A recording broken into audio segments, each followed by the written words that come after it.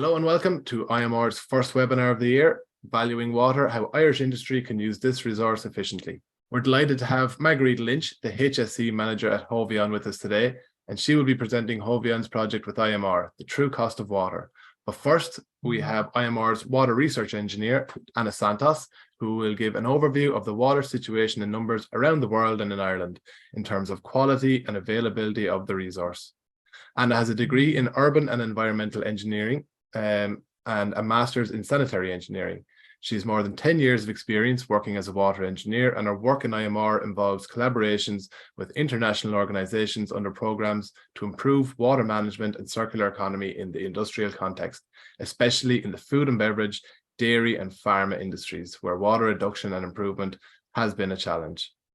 If you have any questions throughout today's presentations, please use the question and answers function on the bottom of your screen, and we should have time at the end to get to them. And if not, we'll get back to you by email. So first up, welcome Anna. Thanks, Gary. Thanks, everybody. Good morning. It's a real pleasure to be here today to talking about valuing water, how Irish industry can use this resource efficiently. So first of all, this month we celebrated the World Water Day. It happens every 22nd of March. It's a date from United Nations. They created that to raise awareness and inspire action to tackle the water and sanitation crisis.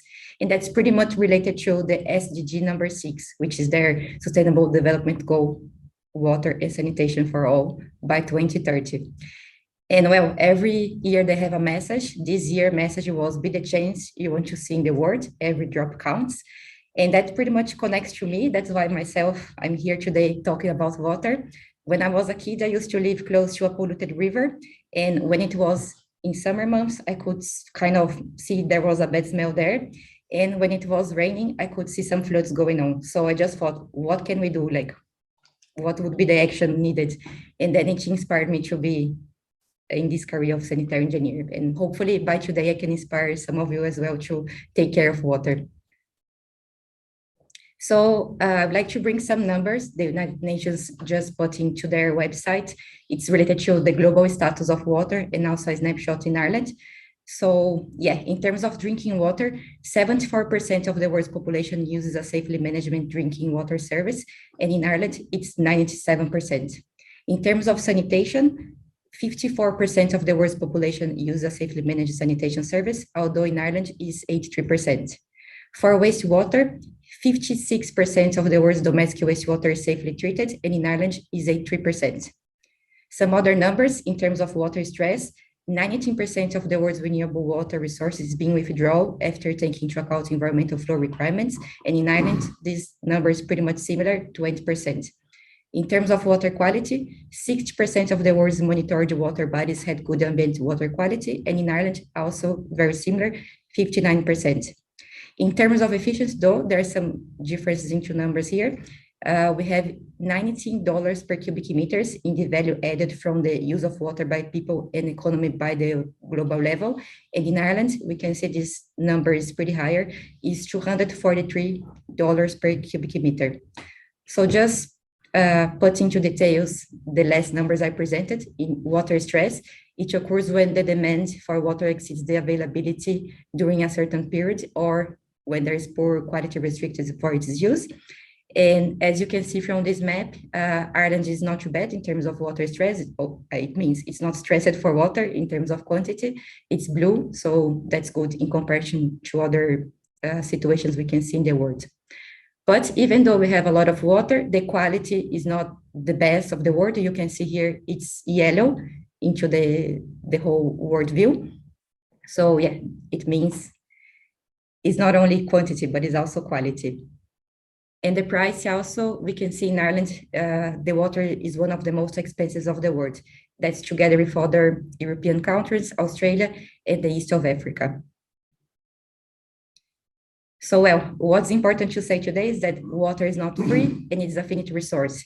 So that would be great if we can connect the SDG number 6, which is clean water and sanitation, with industry innovation and infrastructure, which is SDG number 9.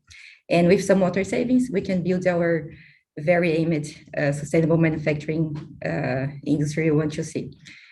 Some other numbers I'd like to share with you. 72% of all water withdrawals are used by agriculture nowadays. 16% would be by municipalities and households and service, and 12% would be industries.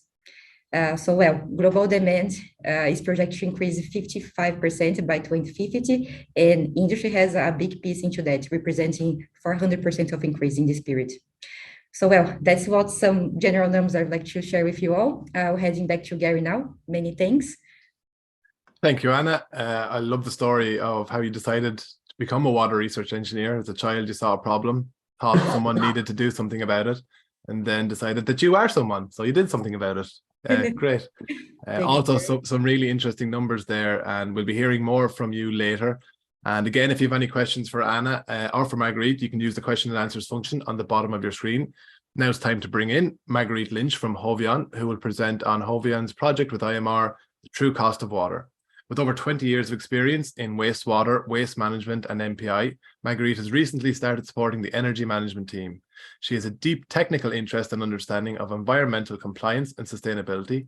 At Hovion for 7 years, she works as the HSE Senior Manager for Environment and Sustainability, alongside the HSE team in Cork. Welcome, Marguerite. Thanks very much, Gary, and thank you for Anna and IMR for inviting me to present our project today.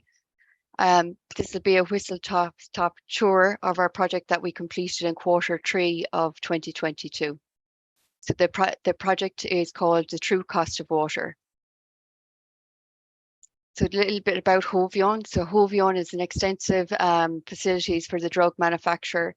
We've 2 API buildings. Our primary focus for business is around particle design, and we've the largest spray dryer in Europe. We operate 24 hours a day and 7 days a week. We've our own on-site wastewater treatment plant, which I'll go into in more detail as we go through the presentation. So we are aligned with Circular Air, who also are a member of IMR. We're B Corp certified. We're certified for business working responsibly mark with business in the community, where we're an active member of that group. We're aligned with CFIC, and we complete the self-assessment annually, and we complete the responsible care program with IBEC. So this is the picture of the site. So you can see there we just have a beach as well beside us. So why is water management important to us? I suppose the primary things for us really is around the regulatory pressures on consumption and discharges. We're extracting fresh water from the River Lee. It's treated at the other side of the city, and we take it then directly here at the mains for our facility, and we discharge then wastewater back into the harbour. There's an increased focus on responsible resource, increase in population and freshwater extraction. So that we've seen the growth in the city and the demand for fresh water. To manufacture medication, you need a high quality of clean water. And then in recent years, I suppose in the last 20 years, we've seen a huge change in our weather patterns, where we have a longer rainfall and longer drier periods. So traditionally, the hydrological data was used for the design of water infrastructure, but this has all changed, and now the water network in Ireland is aged and is under continued pressure. And we can see that even here in Cork, where they just lifted a boil notice in North Cork that had been there for over 12 months. So these are real pressures affecting business in Ireland and across Europe. So these pressures drove Hovion to engage with Irish manufacturing research of how we can create a project to build strategically going into the future. So the leadership then, this is the key to ensuring this project was completed and that the opportunities will be rolled out. So we need a holistic view of the regulations encompassing all sectors, and to ensure we have safe management of water resources. We are committed to working with the Environment Agency and other EU institutions to find industrial synergies to enhance our water management programme. I suppose CFIC come into that, and also with B Corp. So Hovion is a member of the EPA Large Water Users Committee, and so we share and collaborate best practices on utilities and chilled water functions. So then we have access then through the global supply chains within Hovion, but when you're in this community, you have access to other companies' supply chains. So Hovion are aligned with the SDG goal number 6, and that's for the last 6 years, and it's in our sustainability policy. So I suppose just to finish off before we go into the project, in Hovion, water is characterized as a raw material. So this is the project. It was a cross-functional team, and IMR supported us with the project. It was completed over a 12-week period, and it reviewed 4 main pillars. So we looked at water mapping, metering and monitoring design, cost of water demystification, and the list of water saving opportunities. So the cross-functional team included finance, utilities, operations, environment, and we ended up bringing in other team members as the project moved on. So at the start, we created a water map. So this was achieved through reviewing drawings, specification and documentation. And we captured site knowledge and used our service providers. We aligned with the water management standards to build a baseline for water consumption. We read the meters on site, we installed portable meters, and we used calculations where the gaps were identified. So this is the result of the work. You can see here we have several types of water entering the site. So we've labelled potable water as the mains water coming in. So that's in the very dark blue where you can see the supply. And then we have a large process water tank on site. And this is where then that water, the mains water, enters the process water tank. And then we start adding value to it. So the green lines are associated with deionized and ozonated water. And then we've purified water, we've hot water, softened water, cooled water, chilled water, and steam. So we've several different types of water generated on site where value is added. And then at the end of that, then we have the waste sites. We've the domestic effluent, we've the treatment skids, we've in 2 buildings, we've process effluent, we've boiler blowdown, coolant tower blowdown, return water condensate, and final effluent treatment. So all waste is treated on site associated with water in our wastewater treatment plant, and we discharge into the harbour down near Whitegate. So you can see it's very detailed. It's very easy for anyone to pick up this map and say where goes where, what goes into what building, what leaves what building, and you don't need to be highly technical. So then we come into the technical part, and these are the actual readings. This is a snapshot of a day that we took during the project period. So we did inline monitoring in several locations, but there was gaps. So we did manual metering on the isolated buildings, and I'll show you those. We'll go on to the next slide and I'll show you those buildings. So we singular buildings, and one of the buildings in particular houses 2 laboratories, and they're using 27,000 litres a day. So during the project, we were able to root cause that pretty quickly, and we found out that one of the testing that they're carrying out uses 25,000 litres on over a period, and then there's equipment in the building that also uses a substantial amount of water in a daily. So this is a Sankey graph. So each line is a steam or a stream, and the thicker the line, the greater the volume. So you can see there going into the storage tank, we have 140 cubes coming in, and then it's spread out then between the different areas. So on average, we discharge 240 meters cubed of treated effluent daily. And this project, we looked at the data from over a 6-month period. So it was from January to June 2022. This is a better kind of outline. So you can see the way we're set up. We've manufacturing buildings, building 1, building 2, and building 10. And then we've offices in building 33. We've locker rooms, more offices, and the laboratories at building 31, and security here in the front. So the majority of the automated metering is around the utilities and where it should be, because that's where the water is treated and perfected for manufacturing. So these meters are feeding into our database where we have inline energy monitoring, and there's water metering as well. And then we have manual meters similar to what we actually have in our own homes, and we rate them then for 2 weeks, and then we'd actually we've been continuing to do that on a weekly basis. And so we have proposals in to put in new metering, especially around the production areas, so we can give a service to our clients to create accurate life cycle analysis, improve our cleaning, look at wastage usage, and it just gives a more control and monitoring situation for us going into the future. So we're moving on quickly, and this is our cost of water demystification. So when we can understand the true cost of water that we use, we will see a better return on investment on potential water efficiency and water reuse projects. When we started this project and when we started pitching it first, it was very much focused on energy, but we can see very, very clearly here that water is a huge cost to any business that requires it for the manufacturing of their products.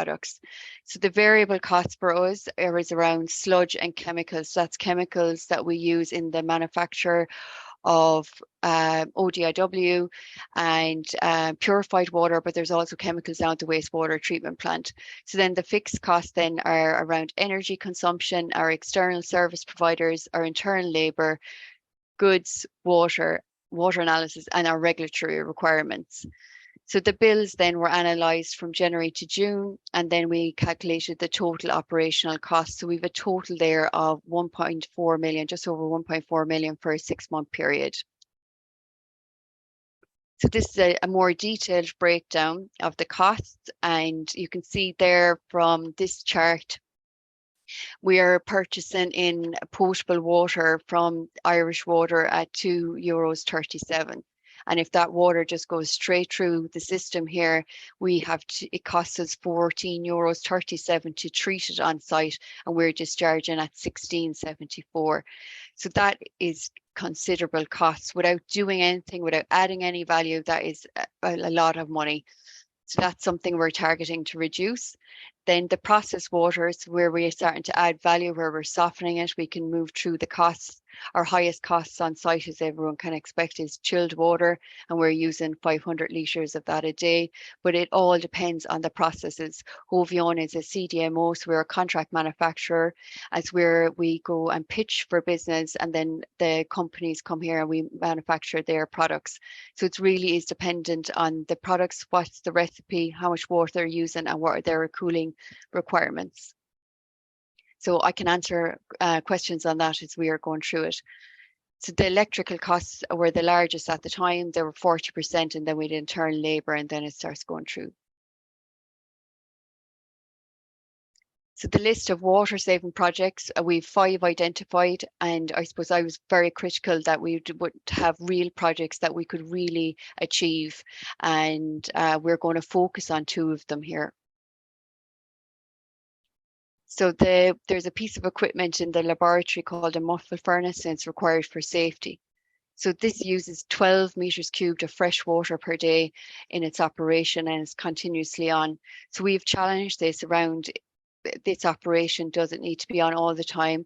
And now we're looking at moving to the next step of putting in a flow reducer, a valve reducer.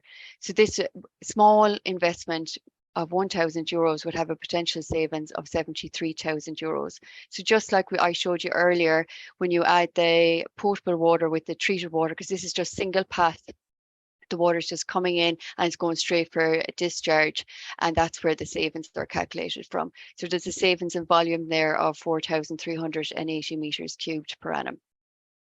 And the other project identified is around our vacuum pumps. So we require vacuum pumps in the API manufacturing. So we have sets of them, multiple sets of them in our API buildings, and they are a part of the process. So we were looking to put in a similar flow reducer and needle valves here, and we're going to carry out risk assessments to ensure that we still meet the demand of the pump and still meet the demand of the product. So this is another investment here of 15,000, but the saving is substantial. So like we would be using here on average 40 meters cubed a day. So that's 40,000 litres of water in vacuum pumps alone. So if we could make this savings, then we'd be at €244,000. So the project, I suppose it was a learning curve for me. I hadn't run a project like this before. It was a challenging time in the business. We recognised that the project needed to be completed, but it was about socialising it and getting the SLT and corporate engagement. So I engaged then with finance, facilities and operations. So it had to be cross-functional to ensure each step of the project could be completed on time.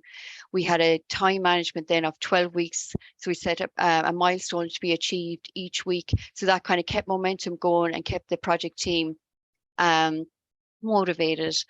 And then we were missing information. The site here in Hovion is over 40 years old and we're the fourth caretaker. So the stuff is missing and not all lines were marked or and our drawings weren't updated. So we had to pull in our experienced operators, and these are operators that will be here on site for 25 to 30 years, and they were invaluable. And it was a real lesson to me on this project.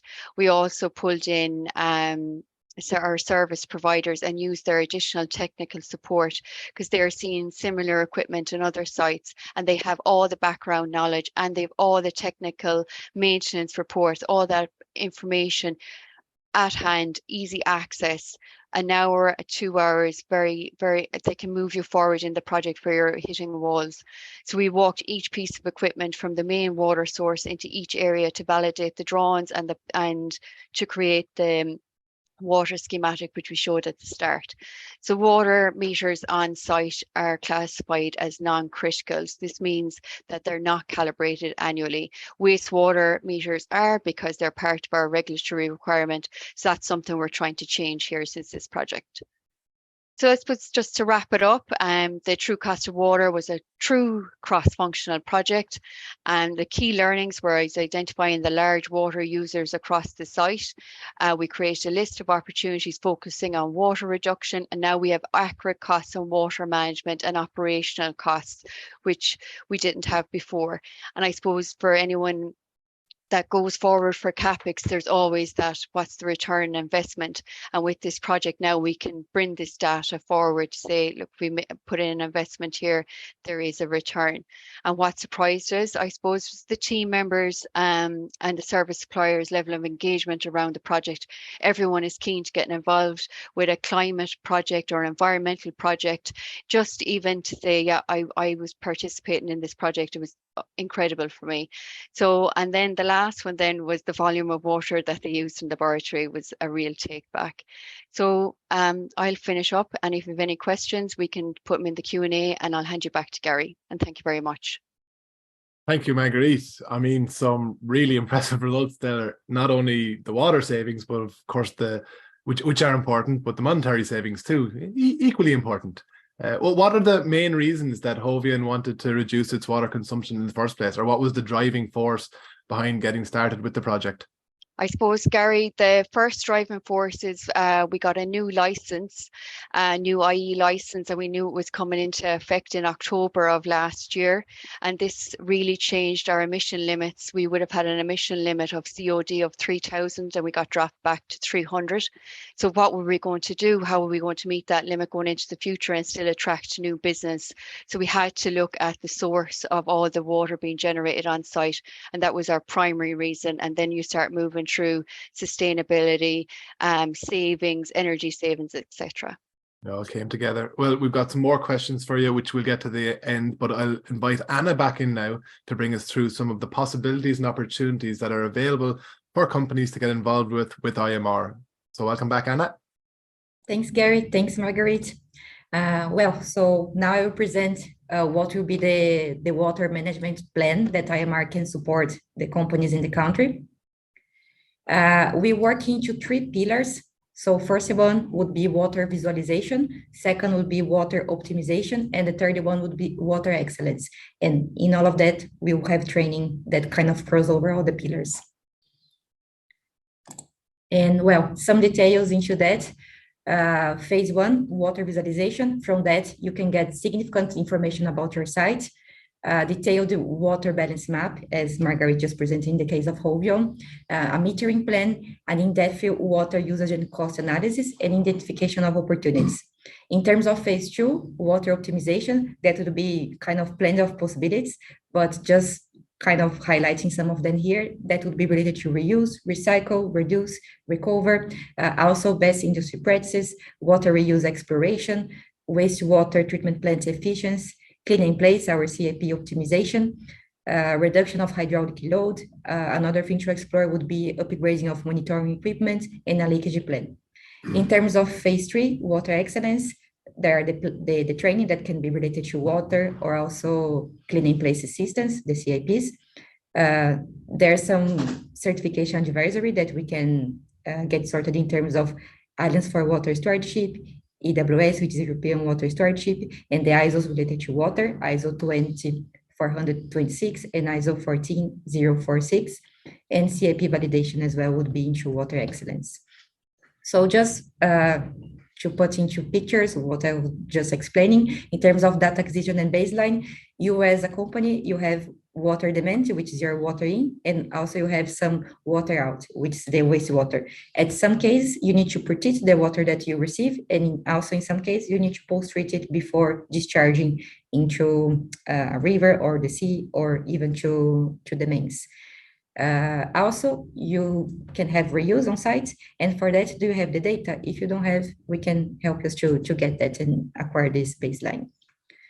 Water map, Marguerite had explained very well the situation in Rouvion in terms of the water map, but just to put it here, the idea of the water map is pretty much understanding your water system. So for that, we need to review drawings, the specifications, we need to capture the test knowledge into the company, that's very important. And well, discussing with colleagues and everything, we are able to produce your water map. And that's pretty much a site audit exercise. It's a state of art assessment. We have a published article for that. And we produce the mass balance, we build the baseline, and we are fitted with a few of the water standards in the world for that. In terms of metering design, so, well, we need to see your water map at first to see what you have in terms of flows, and then from that, we see what would be the objectives and desires in terms of output for a new metering system. We focus on accuracy as we need to isolate systems to get the best metering. Also in a smart system, so it's not only putting hundreds of meters, we also need to check it smartly in terms of having some virtual ones, making some calculations. We are also focused on leakage detection, so if there are some big pipes, it's good to fragment them to get the proper version of measurement. And also it's important to have an eye for water discharge. So we need to be open to reuse possibilities.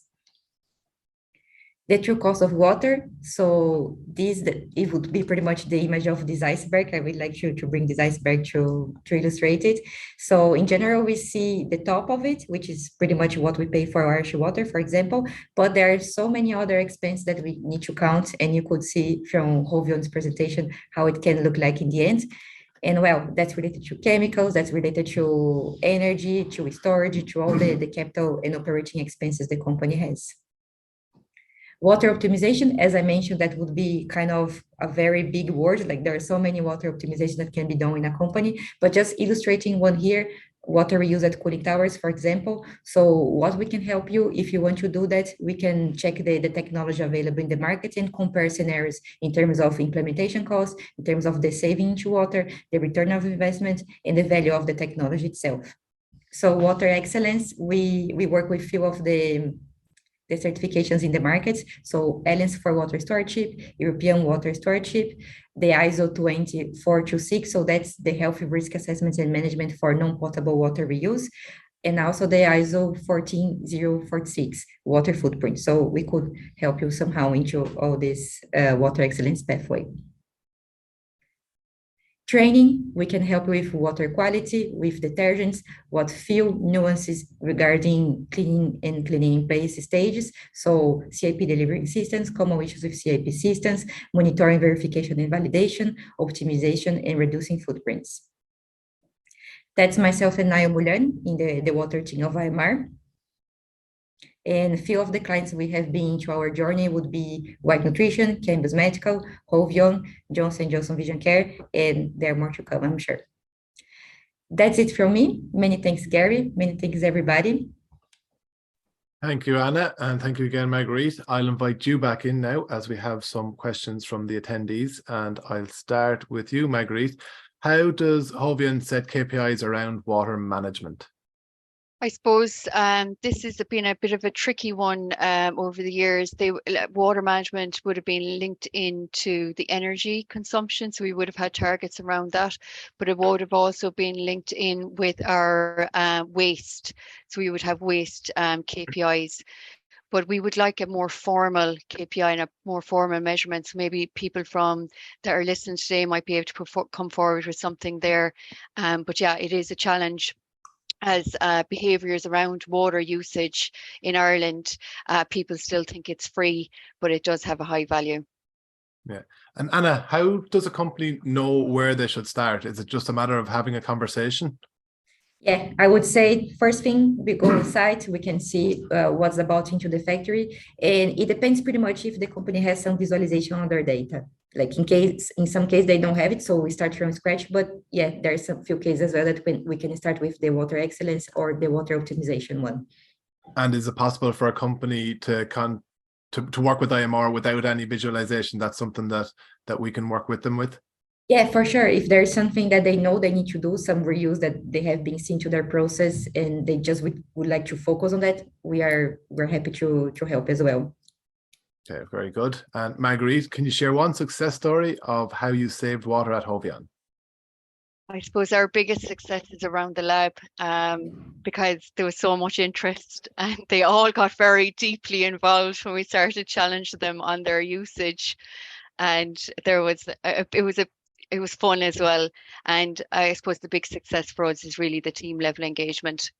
Like, we'll get the projects done over the year as we apply for CapEx, but the team level engagement and interest in this type of a project was the big win for me. Yeah, well, that's always great to see when everyone gets behind the wheel. Anna, another one for you. But in terms of Ireland's issues, is it mostly with the quality and the costs, or is there any issue with water volume in the country?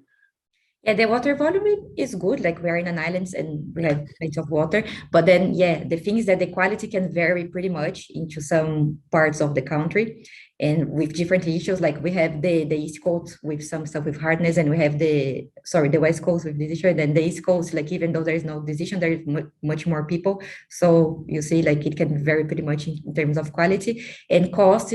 That's expensive, I would say. So that would be the two things to focus in the country, I would say, in comparison to the analysis United Nations has been done for the world. And is there a minimum size of company that this would make sense for, or does it depend on their water usage at the moment?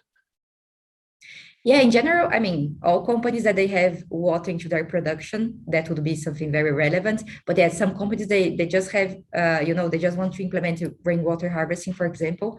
So it can be relevant in this sense, even though they just, have taps and, canteen, we can help into this sense to, maximize the sources. Thank you. And we've one more question for you, Marguerite. What is the biggest roadblock to reducing water at Hovian?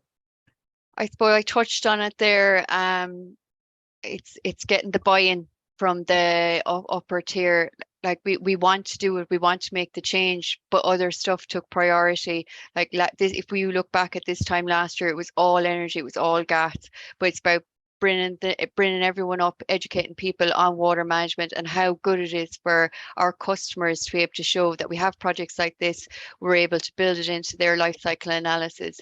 So it would have been a behavioural and just getting that leadership buy-in at the start.